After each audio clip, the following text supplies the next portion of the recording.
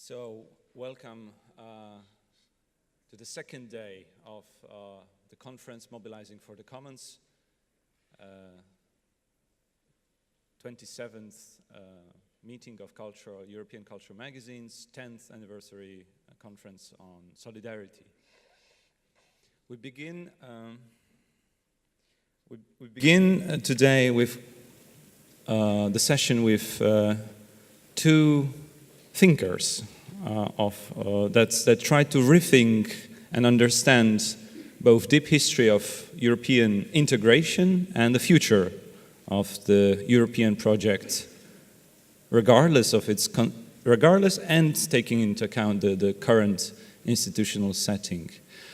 To my right, Ulrike Guerot, who recently wrote and writes and talks about Europe as a republic, bringing forward an idea of a future of Europe in a sense of a new beginning, let's say, even claiming that Europe is a woman and should be a woman.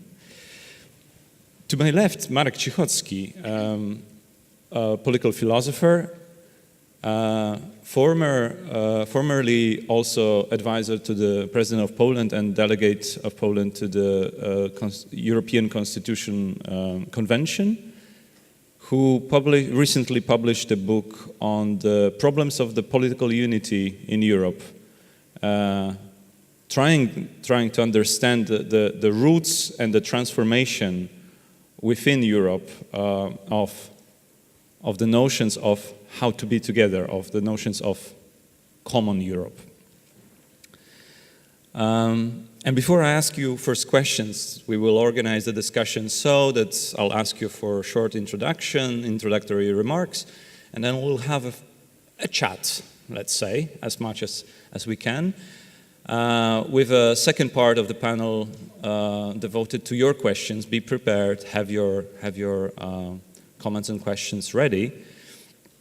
I'll try to make a brief account, a brief picture, briefly picture the state of the problem of solidarity as I see it, a very practical one, from this part of the world, the Central Europe, not only Poland.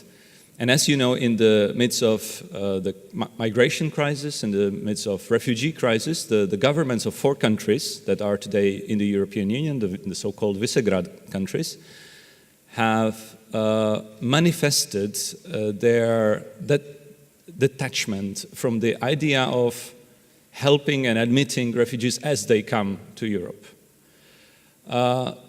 They had legal reasons, they had political reasons, but in a symbolic sense, the governments of 4 countries, even the previous government in Poland, it's not just that it's the current government, initially declared as a form of a break with the idea that, to my mind, has held Europe together, the idea of the principle of solidarity. So there was a break in the idea of solidarity coming from the countries that integrated within Europe, reintegrated with Europe, because of the principle of solidarity. In a way, it was, to my mind, again, a reckless dissolution of the very idea that helped to advance even national interests of the countries of this region that pursue solidarity on the grounds of European funds, structural funds flowing into the country, the solidarity around the energy union, helping to diversify the gas market, the electricity market, and to be less dependent on the one source that is often perceived as a threat, the source from the east, the source of gas and oil, making these countries politically dependent on Russia. And then, remarkably, there were many events happening at the same time. British voters voted against European solidarity, as you could interpret that. Happy to disagree with you. And they said also they don't want to act on the principle of solidarity with migrants, the economic migrants from Central Eastern Europe. Brexit campaign has been, among others, strongly directed against the migrants coming from this part of the world.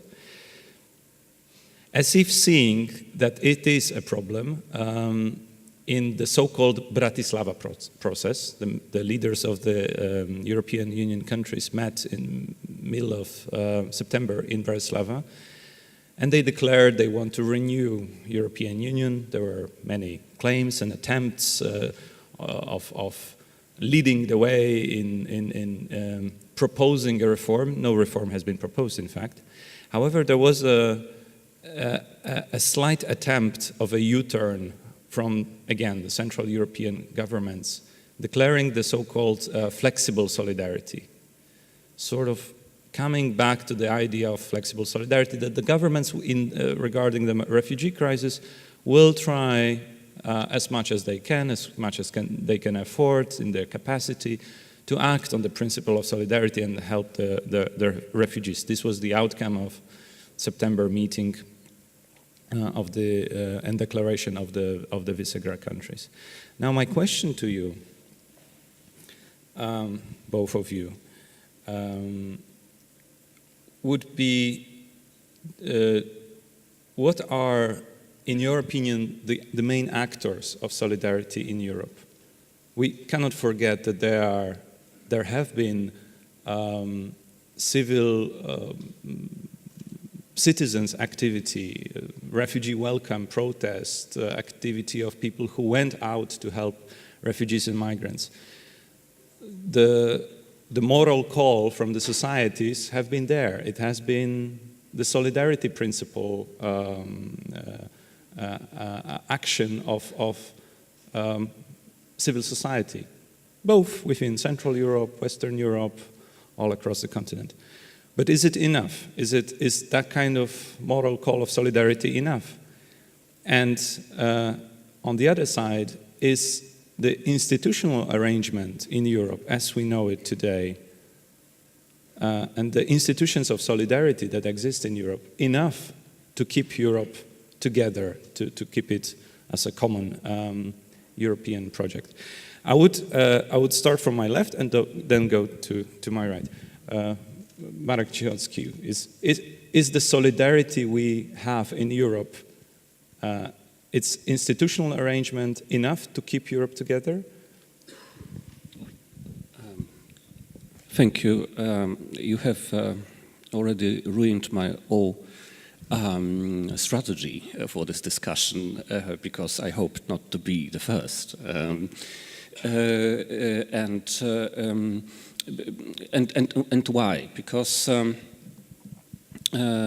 I have to confess that I am a little embarrassed with this discussion about solidarity, especially if this discussion takes place in this special place we are today.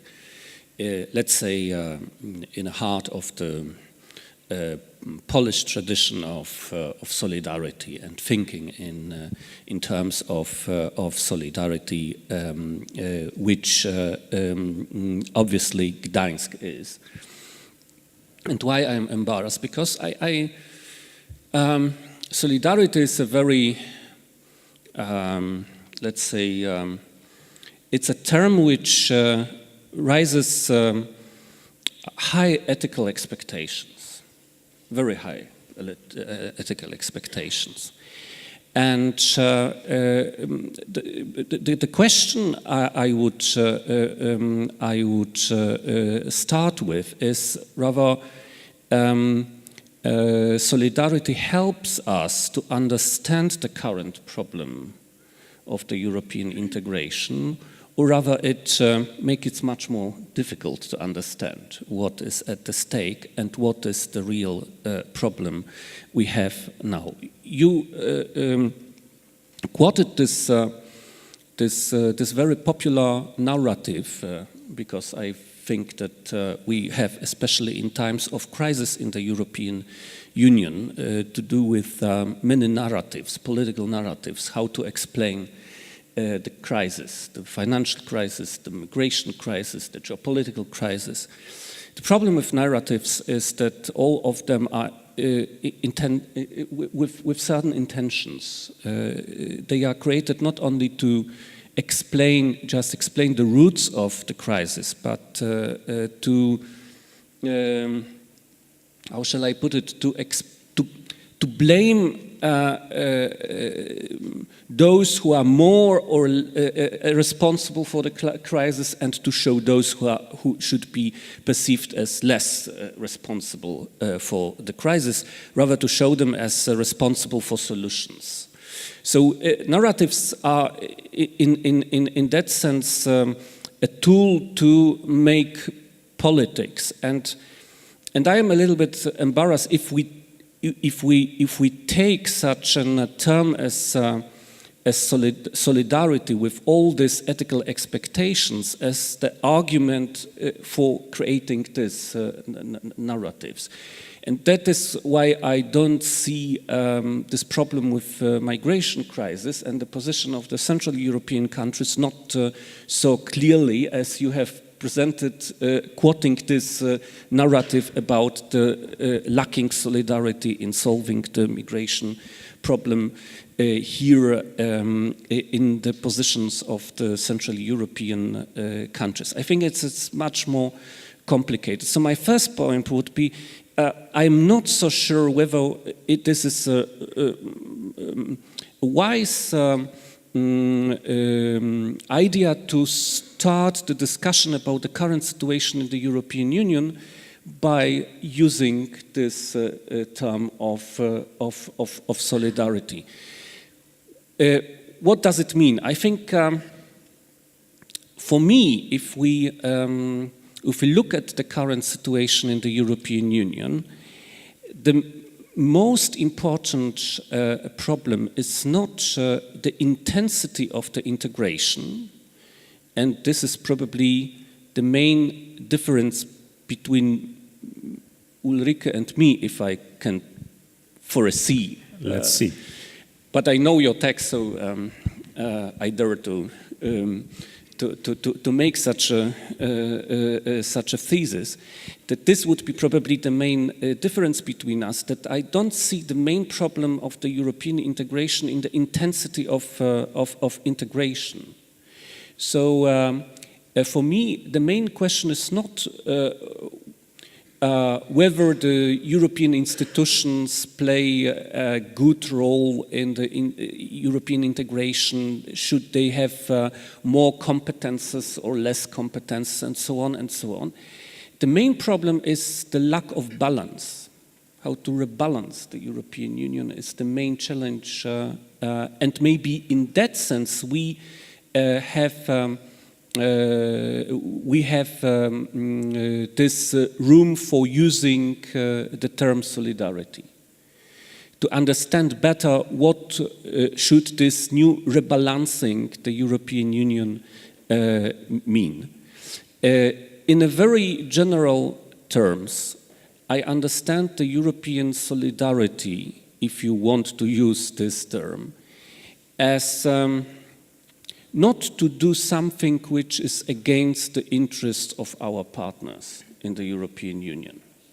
This is the basic meaning of the solidarity for me in the European Union. And just concluding this remarks, I would like to directly answer your questions about on actors, the main actors. I will disappoint you probably, but I still believe we have, in fact, of course, many levels of activities in the European Union, societies, civil organizations, regions, European institutions, organizations, but still the most important structure we have to our disposal to rationalize politics in the European Union, especially in the times of polycrisis we have in Europe, is the stage, and the core discussion about the future of the European Union is now not about the intensity of the European integration, but how to rebalance the Europe between these key structures of the rationalization of the politics as the states are. Okay, thank you. I think we will be coming back to some of the themes and claims you made. But before we do, Ulrike, my question to you, in reference to what Marek already said, but also in reference to your rethinking of Europe, would be, is the current, again, institutional setting of Europe as we know it, mostly EU, but not only. I mean, Europe is not only EU, it's part relationship to the countries that are not in the EU or doesn't want to be Britain in the EU currently. Enough.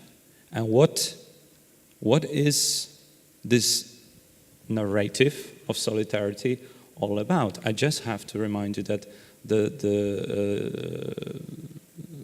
Mr. Juncker started this year with the opening text and declaration that solidarity has to be the main focus of the discussion. Our discussion here is not because he said that, but it is, in a way, the main topic of a European discussion this year. No, very shortly then. Very short. I don't think that Juncker is the best person to personalize solidarity in Europe. No, but he has some influence to set the agenda for the debate. Ulrike, please. Yeah, Wojciech, Marek, I'm very happy to be here in this really sort of historical building and place to talk about solidarity. I will answer you in 5 sort of bullets.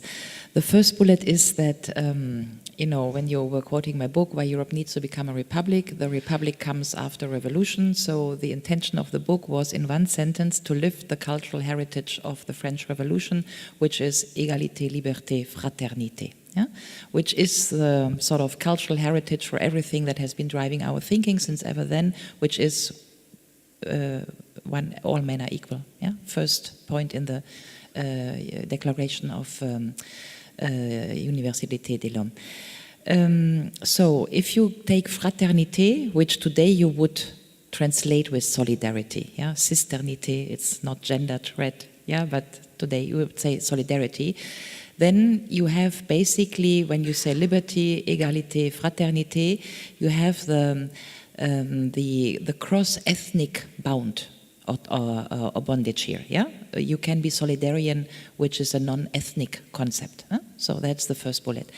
The second is, if you, and I will come back to this, the second bullet is that if you look Wikipedia and you Google solidarity, what I did this morning, yeah, it's quite funny because it gives you a very, very evasive definition. It basically says, I try to recall, solidarity is a unity based on of a group based on shared principle, interests, and values. And then it goes on, and some differentiation about Durkheim and is the group a tribe or what is the group?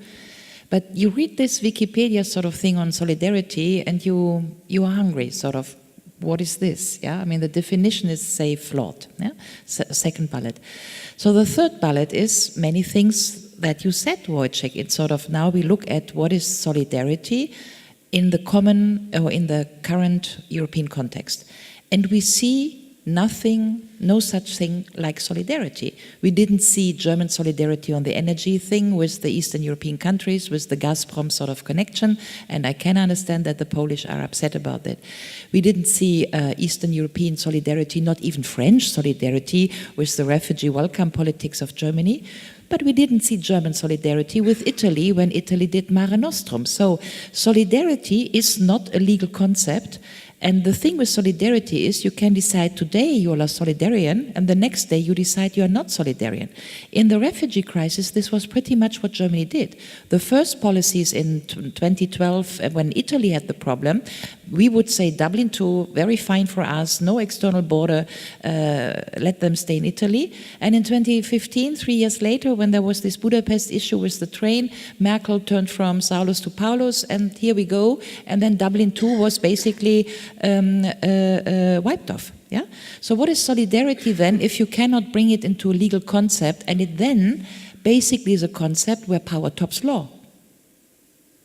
power tops law. And in many respects, it was the German power in the institutional setting of the European Union which could do the solidarity shift to the good side in the refugee crisis, but to the, say, bad side in the Brexit crisis. I was really upset that we negotiated, or not negotiated, but that the discourse about all these Greek bailout papers were in the German newspapers about solidarity. Do we or not need to be solidarian with the Greeks? No. In a currency union, what everybody knows, you need fiscal and social whatever entity, you need a legal frame. We could have benefited from a European unemployment scheme. We could have done a legal work in which the Greek then would not have been the beggars, depending on German solidarity, which you need to do a discourse about whether the Germans are, say, nice to grant solidarity or they are not nice to grant solidarity. And I think that is the discrepancy, that we are hanging around with this unclear concept of solidarity, which is not brought down into a legal concept, and in which sometimes you're good the guy, sometimes you're the bad guy, but you decide whether you are. Yeah?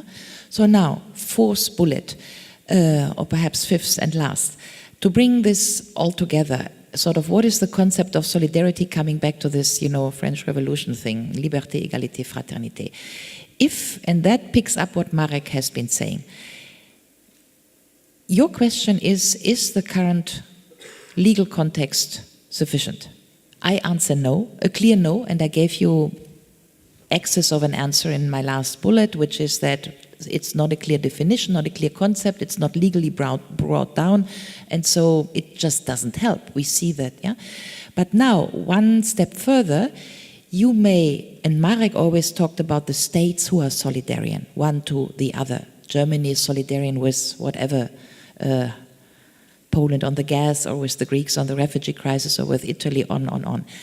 But if you go back to what Jean Monnet said about Europe, nous ne coalisons pas des États, mais nous unissons des gens. Yeah? And then you read the writings of Hannah Arendt about what she called the political grammar of federalism.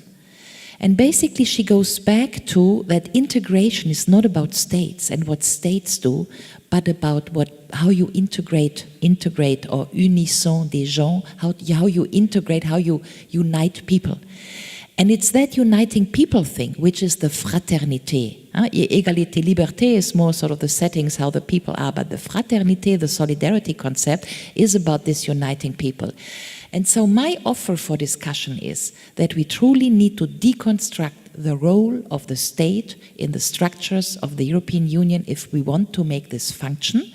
And we could end up with all the people who have been thinking into this direction already in the last century, like Franz Marc, the famous painter, like Albert Camus in Esprit, who was also basically with Hannah Arendt on the grammar of political sort of unir les gens and not the states.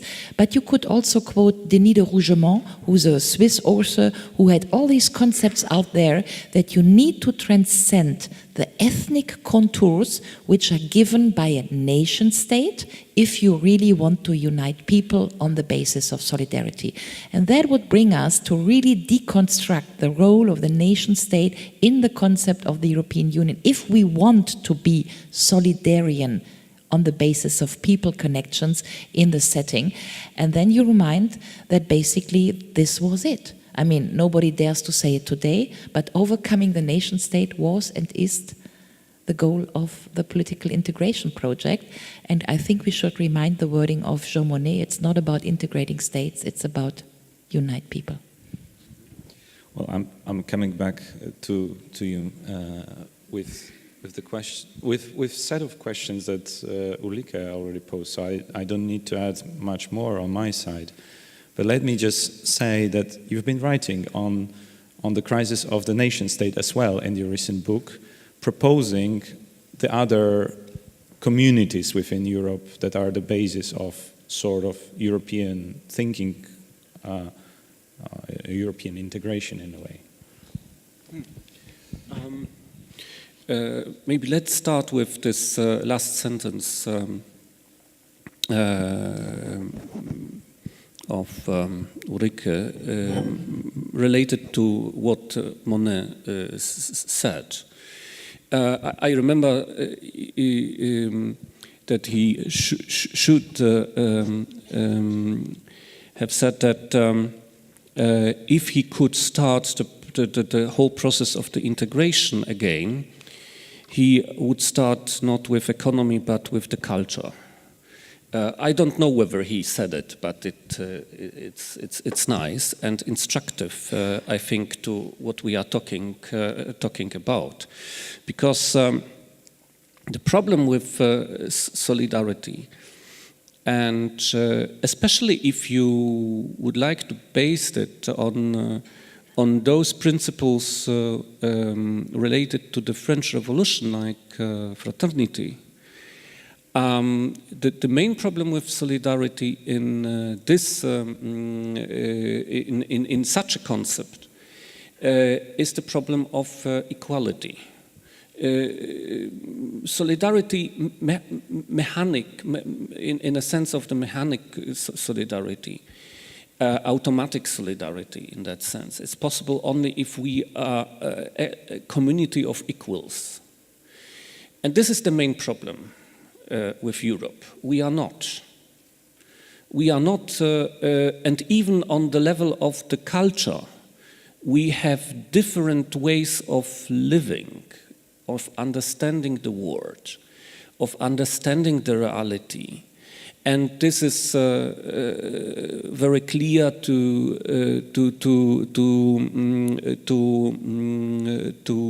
be viewed, for example, in a case of the differences between the North and the South countries in the Euro crisis. This is not only about money. This is also about different ways how to live.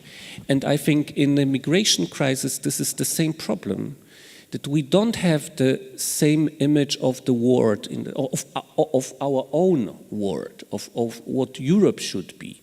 And that is why I appeal not to intensify the unity, because it can be counterproductive. You cannot product more solidarity by that, as it was the case in September 2015, where some countries tried to impose this automatic form of solidarity in a case of the migration crisis on other countries. You can just receive the reaction you have received, in fact, the deeper division between the EU countries. So that is why I rather appeal not to intensify, rather to rebalance. We have to live with our differences in Europe, and you have to understand these differences. And, if you would like to make the revolution in Europe to establish the European Republic, you have to recognize that, for example, the French tradition is only one tradition we have in Europe. This is not the only one European tradition. So that is why, for example, Himmelfarb would argue that just in Europe we have different ways to modernity, and not only one. So this proposal can be probably interesting for people in France or maybe in Germany, but a little bit less for the people in the Central Europe, not speaking about Brits who... Okay. But my conclusion is, I would rather expect the Europe of republics, not the European Republic. Okay. First, Europe has a good sort of traditions in the positive meaning of revolutions, and one started right here across the street. Second, we do have a problem of equality that's evident, and I think it doesn't need further discussion, especially in this room, that there is an income equality and all these Stiglitz and Piketty, and so we are beyond discussion, and it's the problem that we are not getting back to the cultural heritage of the French Revolution, which is égalité in the sense of Etienne Balibar, that liberty only comes along with equality, and this is basically the discussion, which is when we are talking about the commons, which is what we are doing. How can we bring the concept of liberty together with equality in a more decent meaning in today? But here I go, and this is where I was basically trying to not get too much nervous. I am not against differences. That is not my point. What I am against is that we aggregate the differences in national contours. And there is not the Polish and the British and the French and the German opinion on Europe. What we see today, and that is basically my thesis here, is, and we see it very clearly in the Brexit discussion, is we see two camps, which is an opening agenda and a closure agenda, the defenders or the protagonists of an opening agenda and of a closure agenda. So you could say what we are having is a new battlefield or ideological contest about the European humanism against the European naturalism, and it comes along on the European naturalism side with PiS and with Orban and with UKIP and with Le Pen and with Hofer and whatever, Pegida, and the opening agenda is the smart Erasmus youth, and part of it is sitting in this room, and this is the European humanism in the sense of Franz Marc and basically Stefan Zweig and all the others we had in the 1920s and then the 1950s, like Camus, like Hannah Arendt, and so on and so forth. So I think what we need to, and then you come back to the notion of solidarity, right? Because when I say I don't want to avoid differences, but I want to avoid that we continuously shape the differences as if they were nationally given. They are not. I have much more in common with you all and most of the Poles who are in whatever Razem or Wojciech or the people who hold against peace here than I have in common with German Pegida people, right? So, and this is, I think, and we are not doing this for the first time in this 21st century. Victor Hugo and Novalis did it in the Deutscher Vormärz in the 19th century, and the people I quoted did it in the last century, and I think we need to do it now. And therefore I'm really in French I would say je suis militant, but in English it's probably not the right word. So I am struggling, or I'm fighting for, that we learn the lesson in the 21st century that we need to deconstruct the ideologies which are framed by nation state and then given in nation state concepts, and then we discuss the solidarity questions always along national contexts, as if the Germans were not solidarian with the Greeks. There were many Germans who were solidarian with the Greeks. And who are the Greeks, by the way? And who are the Germans?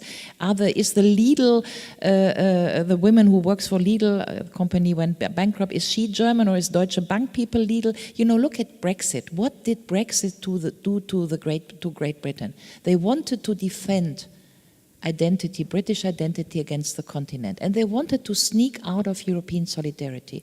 And what do they earn? They earn the implosion of their nation. If Theresa May today has one problem, then it's the unity of the British nation. And the only thing she has is the Scots there and the youth there and the city there.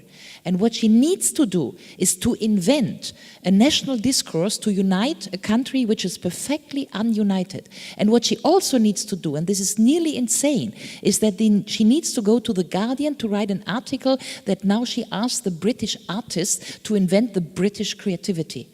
And then it drives me nuts, I'm sorry to say. So if we don't learn the lesson, the 21st century, that we go back to, again, Hannah Arendt's concept of integrated federalism, which is integrating people, or the concept of Albert Camus, which is that solidarity is the revolte that you do even if you're not concerned by the abuse of your rights, but somebody else is, or the concept of sort of Jean Monnet, uniting people and not nations or not states, then I think we are missing for the third time in history the task which is given to Europe, which is just this, uniting people beyond nations. Still, thank you. We'll be continuing discussion on the floor, but I encourage you also to raise your hands to ask questions, give comments. The question which I see, and it is somehow resonating from Marek remarks, is about the interest. You said the solidarity, as you would see it, is not to act against the interest or not to design institutional framework or come up with action that will go against interests of other partners.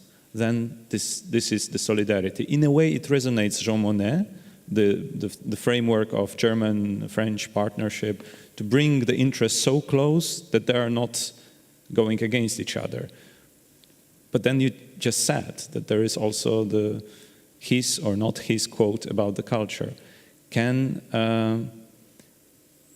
we also agree that apart from this interest-based solidarity, there is also the symbols of solidarity that right now Europe has perhaps a bigger problem with than with the real interest? Because what I would argue for, if I may argue for as a moderator here, is that we're also creating problems by the language, by the use of language, and by reinventing or applying culture to the problems where they were not so materialized. And in the sense of how we speak, how we create narratives, you rightly pointed, we today create the narratives of disunity and anti-solidarity more than of solidarity of Europe. Thank you for this question, because yes, I think if we are seriously members of the same structure which the European Union is, it means that we should be at least obliged not to do something, not to undertake actions which in consequence would deteriorate the situation of our partners in the European Union. In that sense, if, for example, and this is the practical mean of community, security community, political community.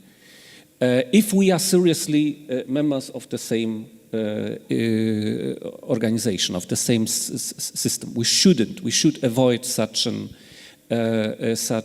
actions which in consequence harm our partners. So, for example, we shouldn't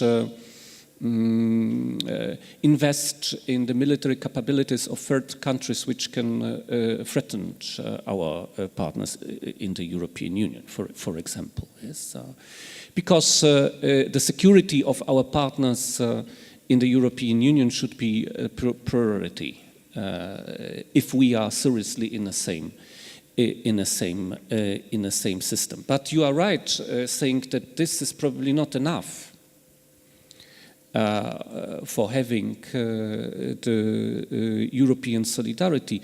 We should have at least the common ground of understanding of our cultural interdependence in Europe, and this is the huge problem we have now. That we don't have, as I said, the common image of what we understand to be Europeans. What make us Europeans in the globalized world? What is our European identity and our European values we are ready to fight for? Not maybe to sell these values to others as the magic solutions for other problems, but rather what makes us Europeans. And I think it is a problem not only because we started to be not sure about it. This is not because the enlargement, which of course adds some problems, because now we have to define this common European heritage in a much more broader scope. But this is a problem for us because the world has changed or is changing dramatically. And the post-war liberal world order is probably coming to its end, and we don't know exactly what will be the world of the future, and that might make us so confused to define our own European identity in this global change. And I think this is probably the most difficult challenge in this wider scope of enlarged European Union, including different parts of our continents, the French and German specificities, South countries, Central European countries, North European countries, to take all this on board and to try to understand what makes us Europeans in the changing world. Without this, I agree with you, this solidarity based only on the interests, where, again, I really believe the states play the most important role and will play. I can add then later why I believe in that. Without this, this level of interest will be too less to create a real solidarity in Europe. Okay, let me pick up on this European identity thing. And I know that in European discussions, it's very heavy to argue against this. You know, there's no such thing like European identity. We are all different, and so. And it's also the fear that people have about this unity concept of Europe. Their, European identity. So. But I think the solution is that we need to differentiate between normative unity and cultural diversity. And that is what we always had in these, discussions. The discussions were also always, the 40 years, 50 years of integration we have is we want unity in diversity. We want normative unity and cultural diversity. So everybody, and then where does the cultural diversity come from? I'm German by passport, but I'm from North Rhine-Westphalia. I take a plane, I go to Munich. History books have told me that Munich and Bavaria belongs to Germany. I believe it because it's written there, but it's not my Heimat, it's not my identity, and this is it. So the difference is sort of what is the fiction about what is told to be your identity, which is the national sort of narrative, yeah, and what is your real identity, which much about more your soup, your language, your Borch in Poland and whatever. So normative unity, cultural diversity, I think gives une piste. Where we could find the solution, what we defend. And if it's about what we defend as Europeans, then we defend the principles of normative unity, and those are, again, I come back to it, but the cultural heritage of the French Revolution, égalité, liberté, égalité, fraternité. But then, I think the task is, going back to what Marek said, the task is also that the solidarity thing does not only goes for us. It means solidarity with Aleppo. It means solidarity with, with Africa or the African women. It means solidarity with, you know what I mean, yeah? So the solidarity is always an open concept. And so it means that if we just stand on the cultural heritage, on the normative cultural heritage, not in the sense of identitarian identity, yeah, you understand me, but on the normative heritage of the French Revolution, I think everything falls from this. And what falls from this is that Europe, in terms of solidarity, could not go for a Frontex politics, because Europe is never about closing borders. So basically the whole Frontex discourse is about violating the very heritage, the very cultural heritage of Europe. And so if we take this for serious, what the French Revolution gives us in sense of solidarity, it would mean this. I know that the discrepancy of getting this into concrete politics is heavy, and especially in these days, because the agenda, this sort of the European humanism is so much challenged and so much under strain. And then also we need to transcend it into the age of digital democracy, which I think will be our task, that we assure that this, what I call European humanism, under the conditions of surveillance and the whole business can be kept in the 21st century. But I think this is the agenda, and giving up on the agenda is not because the agenda is under challenge, but because the agenda is under challenge, we need to defend the agenda. Thank you. Before you continue the conversation, let's have 3 comments that I noted from the floor, starting from Rachel there. So I'd like your comments on whether you think identity politics is fracturing solidarity, so in the way that people are increasingly identifying themselves by smaller and smaller groups as I'm a this, I'm a that, and then the groups, what we've seen and what we're seeing is those groups closing themselves off. So, for instance, in universities where people are saying, only this type of person can be included in this discussion. Is identity politics fracturing our sense of a wider solidarity? Okay, we'll take 2 other questions from the floor, then we come back, and I noted another one. Mm-hmm.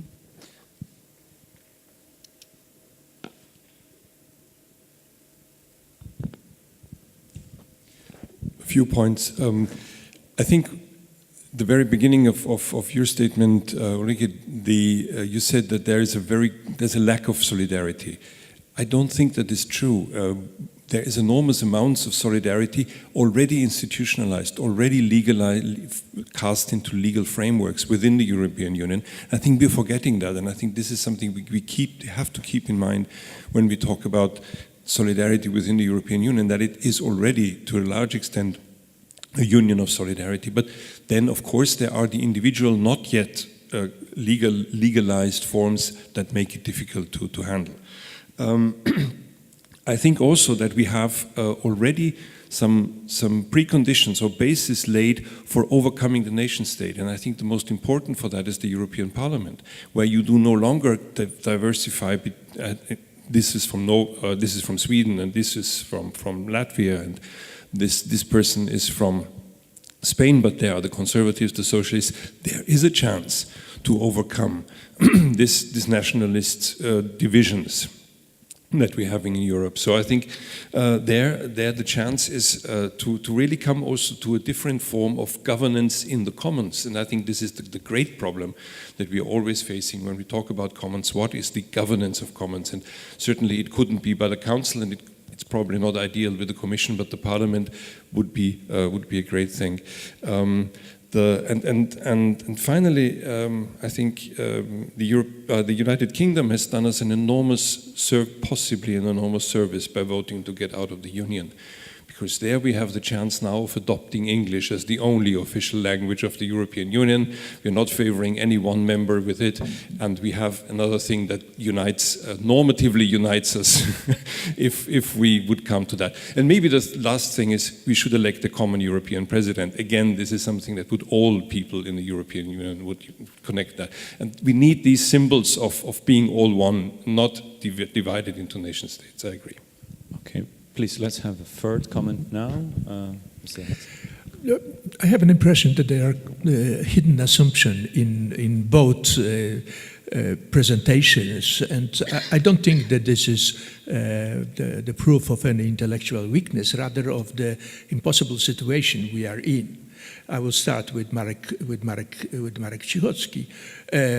He is saying there's a sort of minimalistic concept of solidarity, although I understand very well that the concept of solidarity is not the best for such a vision, not to do the things which are detrimental to the partners. But politics on the level national or European, this is politics of choice. When we are choosing, we are always, there is certain hierarchy.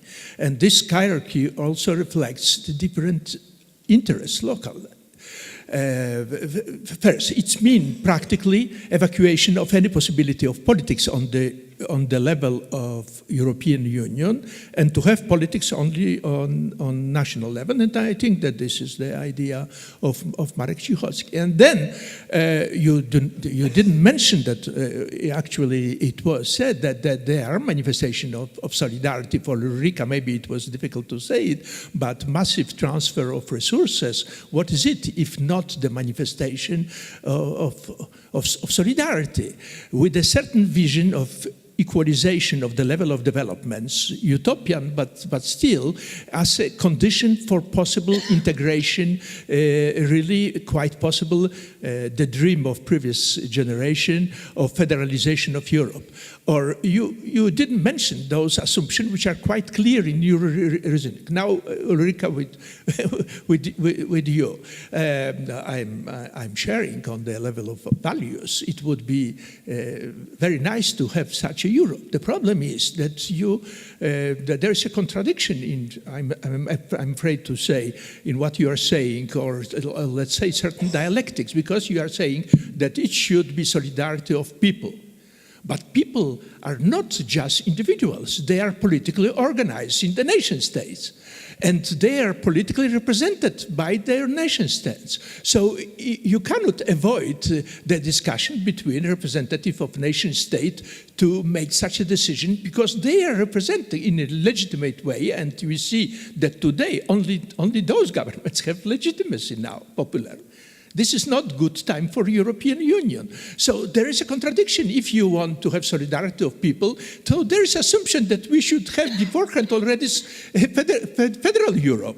But how to arrive to federal Europe if you not have...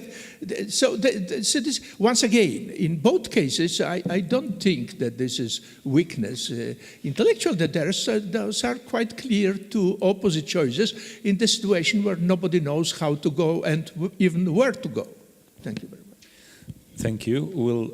I noted 4 questions now from the floor for a second round, but I think there is enough already for you to comment and to relate to each other, but please be brief at the same time, an impossible task. Ulrike? Okay, very quickly. So yes, I'm fully in favor of a European president that we elect, and I agree that we have already institutionalized, say, legal forms of solidarity in the current framework of the European Union, evidently, because solidarity is also in the treaties. I just answer with Samuel Beckett, try harder, fail better, try harder, you know. I mean, yeah, sure, half full, half whatever, but we need to struggle hard to basically keep this alive in a moment where the European Council is taking over the momentum of who decides in the European Union. So now, I take this, the question from Alex. Yes, you're right, but it's the vicious circle we are in. I mean, the thing is that the Maastricht Treaty, in the words of Pierre Rosanvallon said this in Warsaw on 6th of April this year. He said the European Union is built on a lie. And what is the lie? The lie is we are promised union of states and union of citizens. We are only union of states. And you see this very clearly in the Brexit thing is, if we were, theoretically speaking, union of citizens, then the UK as a country could leave the EU and the Brits would remain citizens of Europe. They don't. The moment the UK is to leave, then the Brits leave their European citizenship, because the European citizenship is attached to the national citizenship. And this is the problem.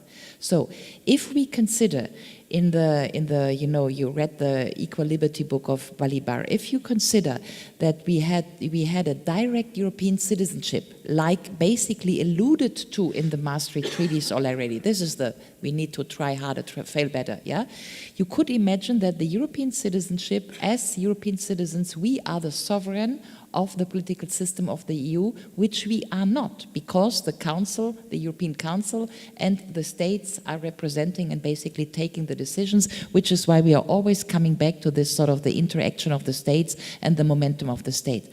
I just think we need to deconstruct this, because if we were to take European citizenship as a goal for real, then we could imagine a political system in which we as European citizens are the sovereign, and then we invent a political system which is beyond nation states, meaning clearly beyond a European Council that represents us in our function as state citizens, right?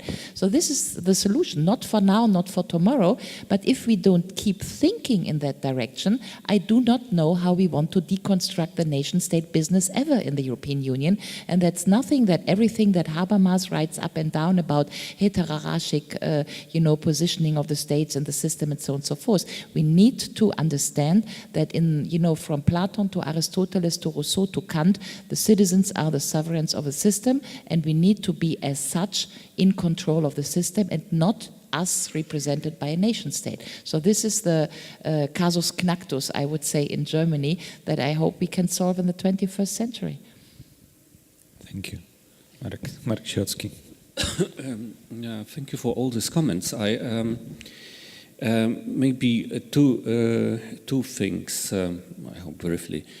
First of all,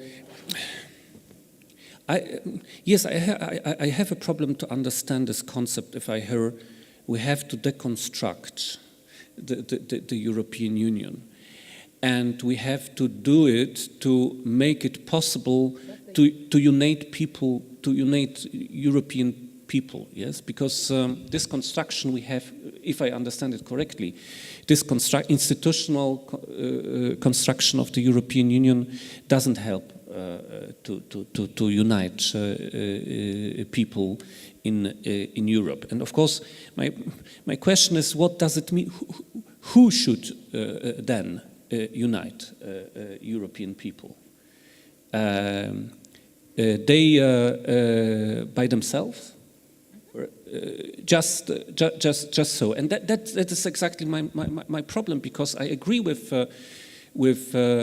Alexander Smolar saying that we have now in Europe the situation where, on the other hand, probably the capacity of further integration is exhausted for a time being. I don't know for how long, but I take it as a fact that this capacity is exhausted. This is exhausted on the level of the European institutions you would like to deconstruct, and this is exhausted on the level of societies. I think the majority of European societies are not in favor of further integration, and that should be taken as a fact. And the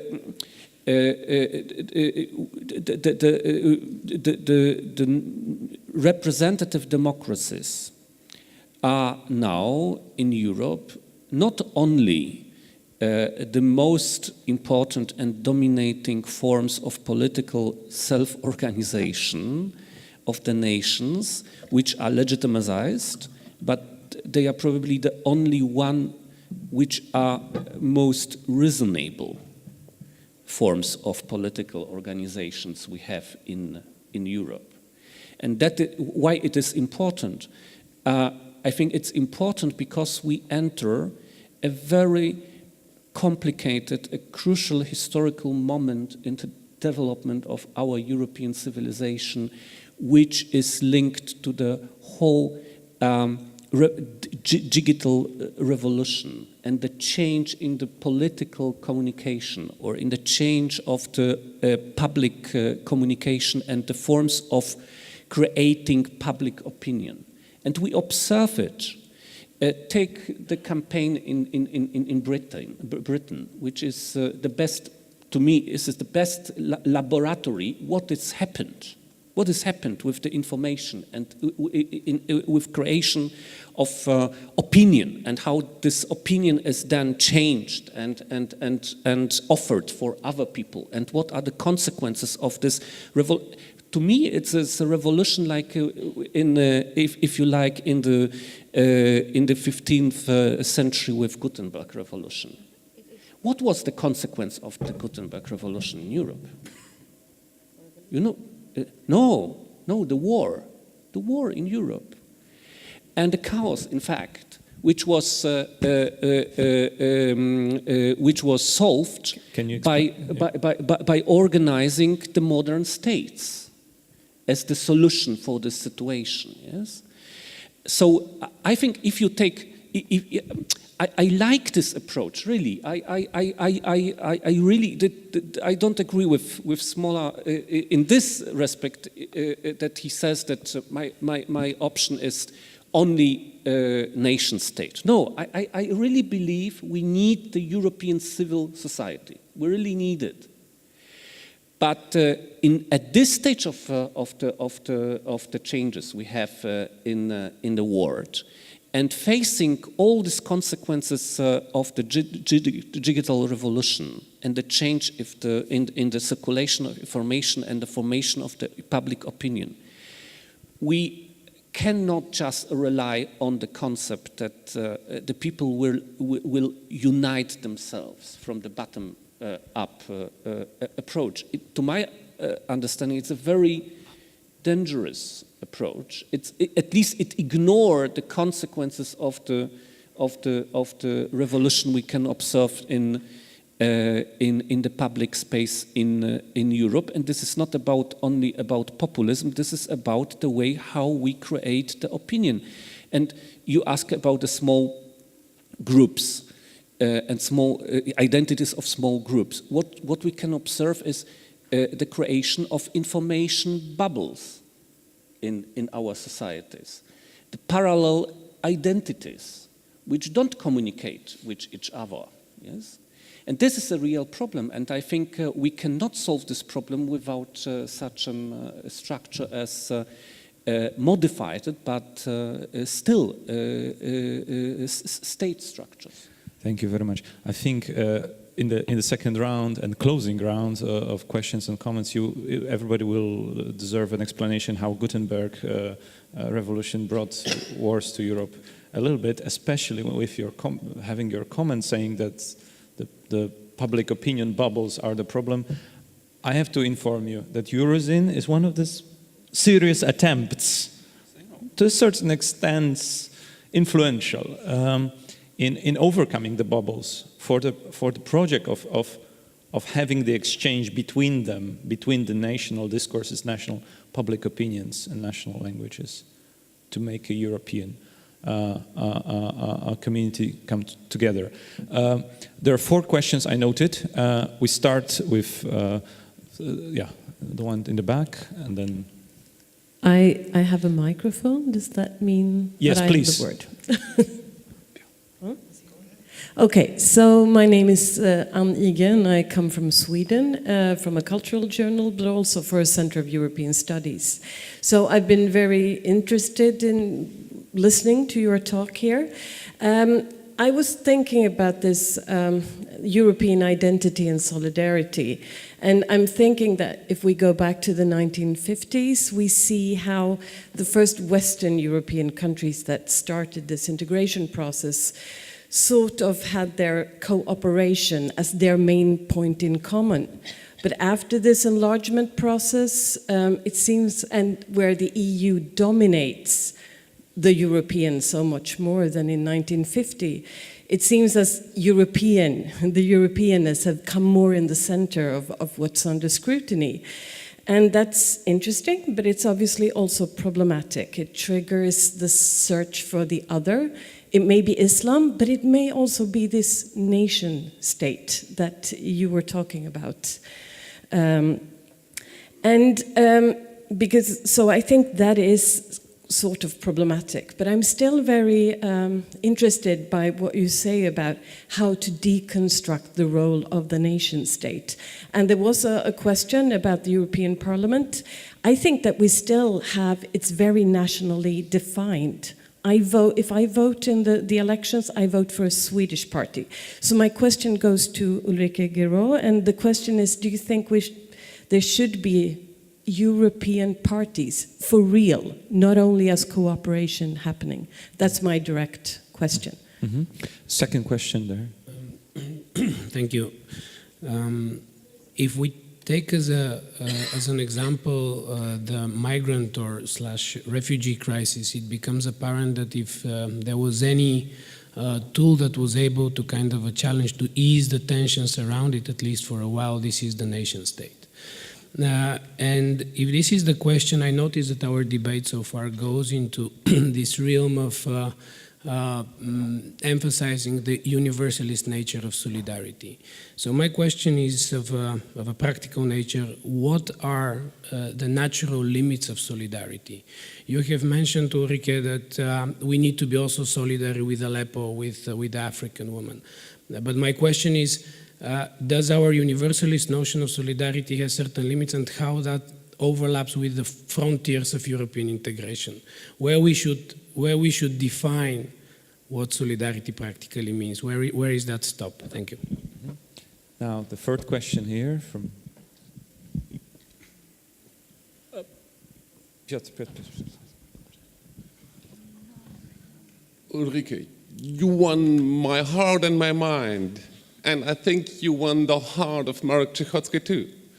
But my question is, until when do you think that you will win the hearts and minds of those who nowadays feel betrayed by us, by European elites planning this republic and voting for peace, AfD, Fidesz, Front National, Vlaams Belang, UKIP, because they think that Europe is a system which transfers solidarity to the top of the society.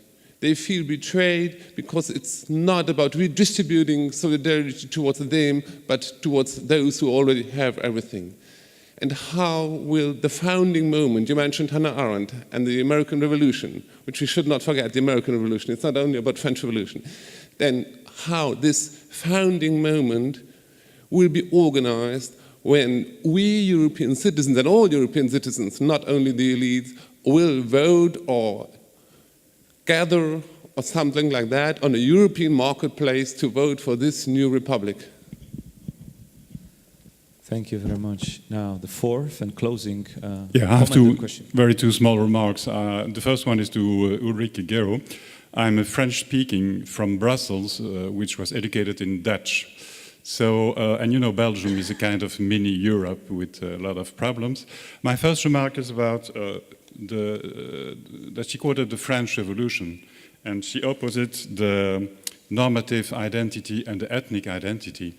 And I always wonder if there is not in France, behind the normative identity of the French Revolution, a hidden ethnic identity. You know, there is a say that the political project of France is to make universalism in one country. That's the first remark. The second one, maybe you told about it, but I didn't hear it.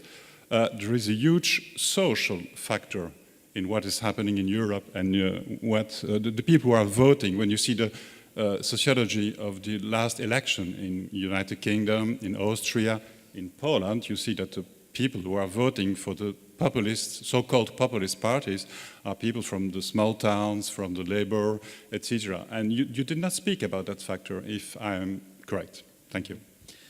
Thank you. Now perhaps we can start with you, Marek Cichocki. You are right, we didn't. And we didn't talk about this social aspects of solidarity. Because again, I think probably in this case you can see it very clearly that the mode of the European integration is at this stage exhausted. That the European Union is not perceived as the solution of the redistribution problems. It was a big promise, especially for the countries of this region, of the modernization. But then it was realized that the redistribution of the outcomes, of the effects of this modernization is not fair. And I think this is a very important part of the lacking reliance on European Union and a shrinking trust on European integration in the European societies, that it is not perceived as the solution of this problem. It is rather perceived as the institution representing the interests of this small group of those who are already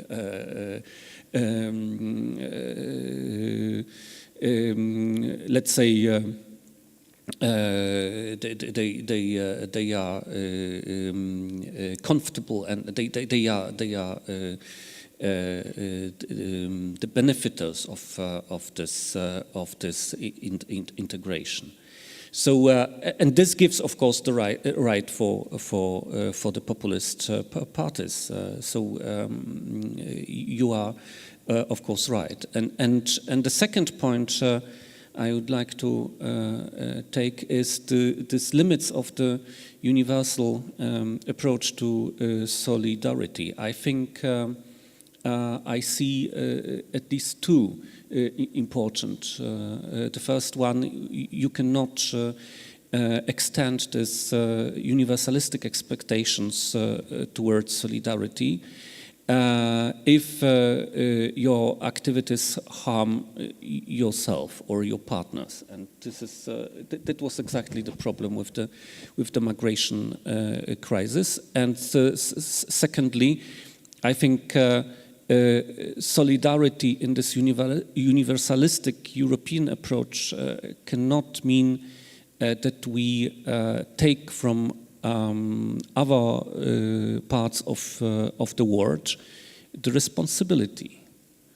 This is not the solution. If we take from these societies from other parts of the world their own responsibility for their own development. Well, Ulrike. Okay, so the 4 questions. I start with the parliament. Obviously, I mean, and this is not a new debate. We are discussing transnational parties since basically the last decade, if not the last 20 years.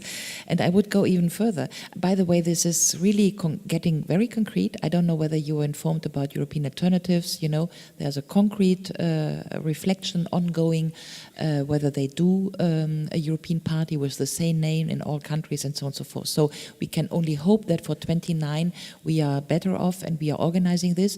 The next points to struggle for, to fight for, would obviously be voting equality, that we have the same sort of producing of lists and you know, that we just have voting equality so that we can come closer to a European competition on political. By the way, I don't know whether you looked up in, you know, you followed a little bit what the so-called identitarians are doing, yeah? But they just had a meeting in Linz in Austria a week back. They are doing this, yeah? They are going to organize the European Identitarian Party, and the problem of us being on the other side of the river, which is European humanism against European naturalism, is that they are better organized. They get the money from Putin, okay, I know, so they have that advantage, but the left is also in this sort of vanity contest, who has the better paper and who has the better concept, and we are struggling like, you know, the left is always split in these situations, and therefore this, you know, Google the Linz meeting of the European Identitarian movement, with a little bit of cynicism, we could argue that they are going to build the best European movement because they have an idea of what Europe should be, and they entitle the conference Die Verteidigung Europas, the defense of Europe. Whereas there's no sort of unitarian, sort of lefty progressive concept of what Europe is. We struggle against the capitalist thing. You read the blog of Frédéric Lordon in France, and you know, everybody has its left, so to say. And while we are struggling about what the left should be and think about Europe, they are organizing Europe. Yeah, that's my biggest fear for the 2019 elections. The second question was, where should solidarity stop? Yes, I know. I mean, but this is the very thinking of basically the solidarity in one sentence does not stop unless every man is equal in the world. So if we take the concept of Kant and eternal peace, and who deconstructed the nation state already in 1792, so we are 300 years behind what Kant wanted. But no, the problem is not that solidarity should stop and that the discourse should be that it stops. The political discourse will always be that the solidarity cannot be because we don't have the money, we don't pay for this, whether on climate protection or all these solidarity battles where we do, and where the Europeans are still on the privilege using side with respect to many other people on the globe, and this is the post-colonial discussion. So the discourse cannot be our solidarity will stop there, and there's no border of solidarity unless ultimately in I don't know which world we are all united and everybody is in eternal peace and everybody is equal. But the only difference we do is from that concept, which is the utopian concept, to bring it down into real politics and to struggle very hard on each and every step, that on Aleppo today, on the women in Africa tomorrow, on whatever is Sudan. You see my point, yeah? It's just bridging the gap between the utopian goal and what we strive for in real politics. The third question, thank you, Volker. Better could have not thought about a question, but I think it goes straight into the problem, and by the way, to what Marek said. Yes, if we defend, or I defend, this European Republic based on, Hannah Arendt's political grammar, there is a central point here, which is that Hannah Arendt distinguishes between freedom and sovereignty. It's very interesting. And then she says that ultimately nation states are hijacking sovereignty to misuse it and to steal freedom from people. That is a very interesting intellectual thought, which I think we get wrong in many of our current European discussions, where we always pretend there's such thing like a sovereign nation state who we need to, to defend. So bringing this back to what Marek said. Marek says the agenda is not defendable because the system is exhausted and the people are exhausted. Yes, I agree, the system is exhausted. This EU system is exhausted. Are the people exhausted? I don't know. I think most people are exhausted from the EU, but many are not yet exhausted from Europe. What I can detect is that we never had as vibrant discussions about Europe than today. By the way, the identitarians in Linz have the same discussions, but we are sitting here, we are defending the European humanitarian agenda, and if you go into all this NGO world, I think you look at the youth and what the young people are doing, I never sensed in my personal life such a vibrant discussion on Europe and the goals of Europe in the past 2 or 3 years, because civil society, especially the youngsters, which are not even in this room because nobody here is below 30, are really, really active, because they have understood that what we defend is just not only our money and security, which is the least side to defend, but our value system in the sense of the European Revolution. So the French égalité, liberté. So here you go. I can understand that most citizens, like those who go for UKIP, Wilders, the whole battery, are reproaching to us that we did this elite project and that we basically steal their money. In a way, they are right. We produced a system which led to much of economic centralization, and in which those who are living in the rural areas are now the modernization and globalization losers. I agree. So what? I think we just need to think better and to produce a system in which we take them with us, and in which the globalization and modernization losers are not forgotten in the European project. I still think that this battle can be won if we frame our project correctly, and that we don't frame it la classe politique and the losers, but we frame it citizen-based, which is the European citizenship talk that I'm trying to do, and which is to understand that res public, in the sense of Cicero, is to unite for the common good. And I think that this reframing of a discourse, that we shift the system actually from nation states which have been hijacking our interest, and especially the interest of the globalization losers, and we tell them, look, now we shift the system to, we are the sovereign, the systems, we offer European citizenship, and I can explain you that you in that system will have a say, and you are better off, because whatever it is, nationalism is not the solution. I actually think that this discussion can be won, and it can be won, what I would say in Germany, in der Fläche, if we would dare to reframe our own approach. Thank you very much. This debate could, should, and most probably will continue in many other directions, but we exploited our time beyond the limits. 10 minutes past, I think you can excuse us. We have to stop now. Lots of questions still to be addressed. Just want to remind you that apart from the area we defined in this debate, there is one thing that is predominant in European perception of problems they live in. The recent surveys report that people fear mostly terrorism, security, and the issues that are much further beyond economy, and where actually so far nation states are actually on the delivery side of security, and also respond to these Just one sentence, I apologize, but I truly think we are really trapped in this security discourse. We need to remind Hannah Arendt that politics is about securing freedom and only freedom, and you can be very secure in a prison. And the more, and former GDR people were actually very secure too, they just were missing freedom. So the problem is that we really need to go against this security discourse, because this is the perversion of the European humanism. Couldn't agree more.